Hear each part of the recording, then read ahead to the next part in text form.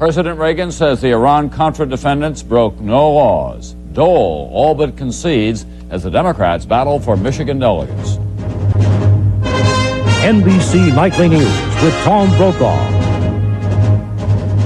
Good evening. A special prosecutor spent months investigating the Iran-Contra affair before he returned a 23-count indictment against Oliver North, John Poindexter, Richard Secord, and Albert Hakim, the most sweeping charges involving high government officials since Watergate. The charges include conspiracy, theft, and fraud, $18 million realized from the arms sales. And today, for the first time since the indictments and the not guilty pleas from the defendants, President Reagan offered his verdict. As NBC's Andrea Mitchell reports, it was instantly controversial. The president plunged into legal controversy by praising Oliver North as a hero and predicting that North and the other Iran-Contra figures will be found not guilty. I just have to believe that they're going to be found innocent because I don't think they were guilty of any lawbreaking or any crime. Answering questions from college students, Mr. Reagan left open, for now, the question of pardons. I still think Ollie North is a hero. And on the other hand, in any talk about what I might do or pardons and so forth, I think with the case before the courts, that's something I can't discuss now. And ignoring advice from his aides to avoid the controversy, the president defended what he called a token shipment of arms.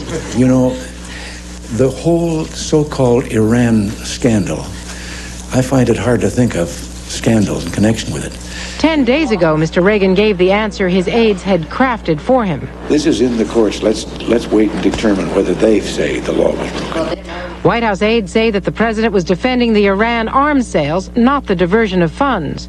The chief counsel to the Senate Iran-Contra Committee believes Mr. Reagan has missed the point. And I think that there's something seriously wrong in the president's understanding of the facts, because it is wrong to shred documents, it is wrong to alter documents, it is wrong to deceive Congress. A leading senator says the remarks were inappropriate and could affect the case. President Reagan has contributed to a prejudicial climate which could make it extremely difficult to get an unbiased jury in these cases. But Oliver North was delighted. Well, I am certainly grateful for the president's words, and I am equally grateful for the continued support of the American people and their prayers. The president's comments left his aides shaking their heads in dismay. Spokesman Marlin Fitzwater could say only that Mr. Reagan is a man who tells you what he thinks, and that's what he thinks. Andrea Mitchell, NBC News, at the White House.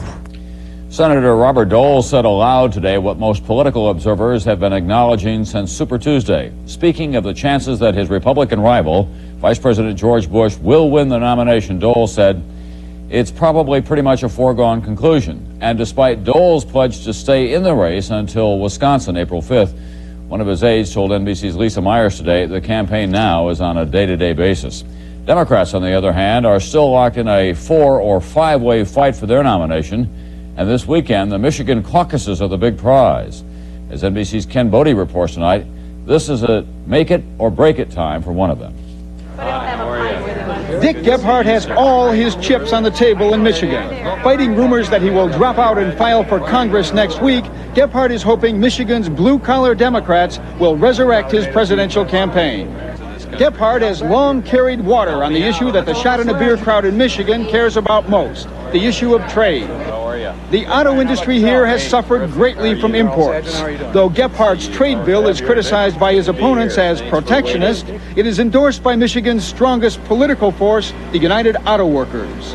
Yesterday, Auto Workers President Owen Bieber appeared with Gephardt. The problems of unfair trade are not foreign to the people in Michigan. Because the AFL-CIO has a policy of non-endorsement, Bieber has been officially neutered. Couldn't even say he would vote for the man who takes the strongest position on the UAW's main issue. Nonetheless, Gephardt remains optimistic. Tomorrow is going to be the beginning of the Michigan miracle. We will win in Michigan tomorrow. Michael Dukakis is still running as the architect of the miracle in Massachusetts. After his